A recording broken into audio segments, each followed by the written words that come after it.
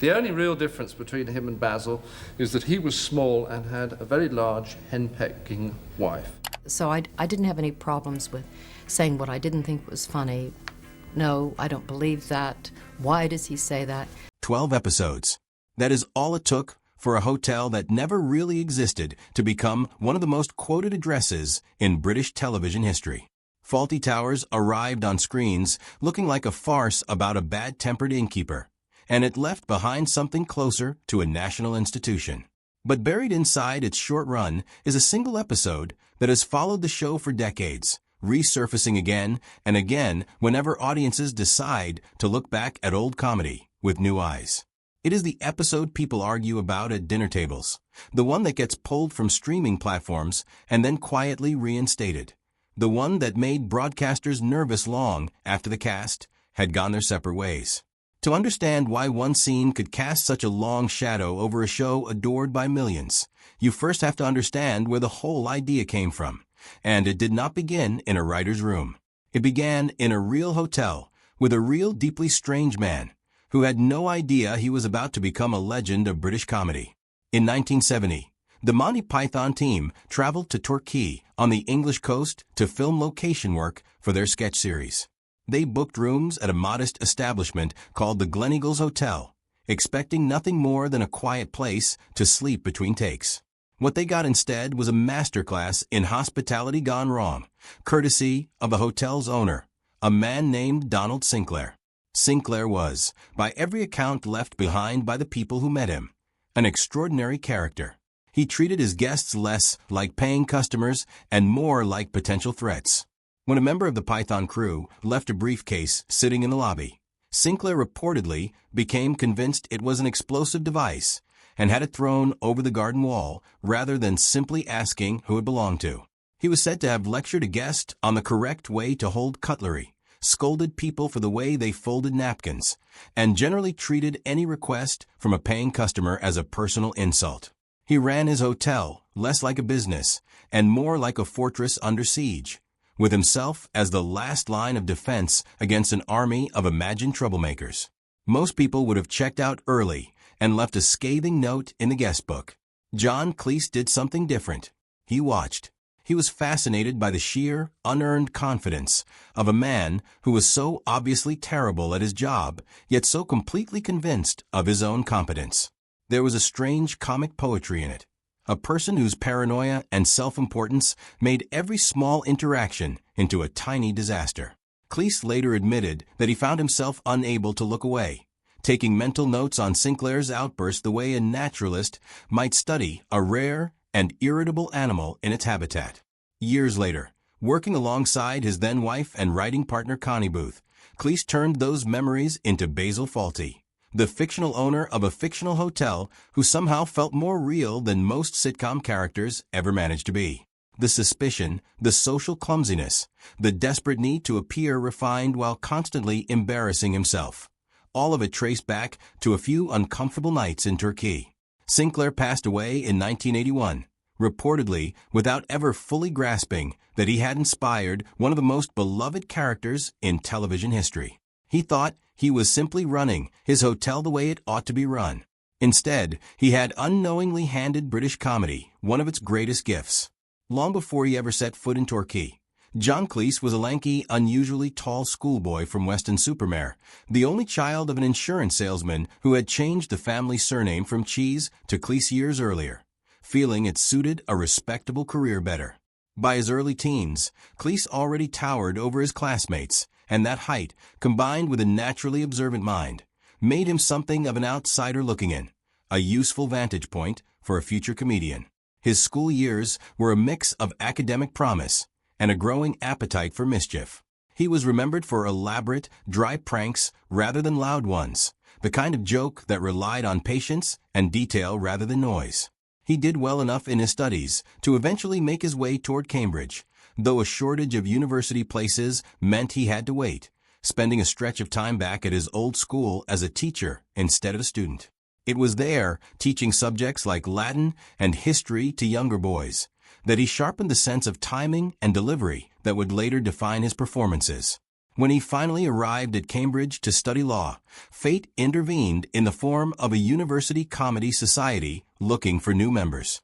Cleese had no interest in singing or dancing, but when asked what he could actually do, his answer was simple: make people laugh. That was enough. Through the society, he met a group of similarly sharp, slightly odd young men who shared his taste for the absurd, and together they began building the foundations of a comedic style that would eventually explode into a full-blown cultural movement once they graduated and began working together professionally. It's easy, looking back, to see how every strange detour in Cleese's early life fed directly into his later work. The rigid rule-following of school life, the frustration of watching self-important authority figures wield power poorly, the years spent teaching that sharpened his instinct for structure and timing. All of it eventually poured into a single character who would embody every contradiction Cleese had spent years quietly cataloging.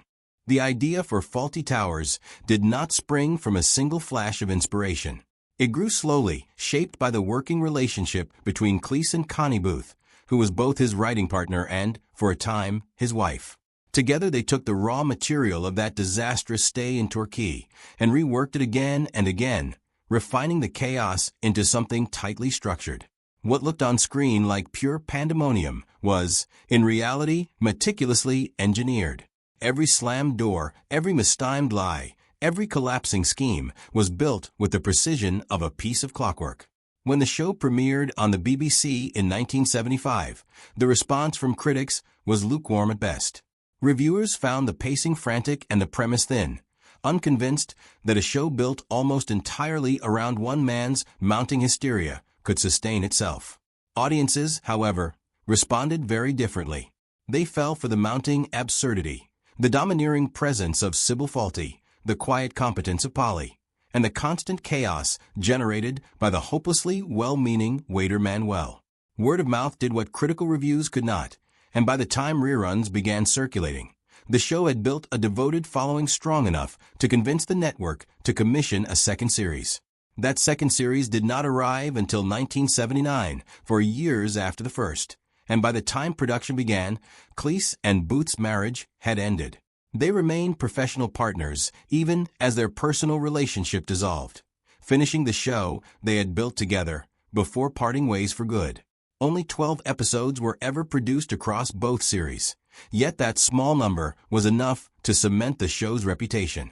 It would later be named the greatest British television program of all time by the British Film Institute, an unusually definitive verdict for a show that critics had once dismissed as overstuffed and chaotic. Among those 12 episodes, one in particular has followed the show far more persistently than the rest. Titled The Germans, it finds Basil recovering from a concussion while a group of German tourists check into the hotel. Desperate not to cause offense, he instructs his staff not to bring up the war under any circumstances, and then proceeds to do exactly that, spiraling into a chaotic, increasingly unhinged tirade that culminates in his infamous goose-stepping march through the lobby. For years, this was the moment most people associated with the show's brush with controversy. Some viewers found it uncomfortable, arguing that any comedic treatment of the Second World War risked trivializing real suffering. Others, including Cleese himself, defended the sequence firmly, insisting that the joke was never aimed at German people at all. The target, he argued, was Basil's own ignorance and Britain's tendency to fixate on the war decades after it had ended. Basil was the fool in every scene. The humor lived in his humiliation, not in anyone else's. But it was not actually the goose-stepping scene that eventually led streaming platforms to pull the episode from circulation decades later. The moment that caused real, lasting trouble came from a different character entirely. Major Gowan, the doddering, old-fashioned retired officer who appears throughout the series delivering outdated and often offensive remarks that were clearly meant to expose his own small-mindedness. In The Germans, the Major uses deeply offensive racial language while recounting an anecdote about a cricket match. It is a brief moment, delivered by a character the show consistently frames as out of touch and faintly ridiculous, but the language itself has not aged the way the rest of the episode has. In 2020, amid a broader wave of reconsideration of older media, a British streaming service temporarily removed the episode altogether, citing concerns about that specific scene. The decision reignited a debate that had been simmering for years.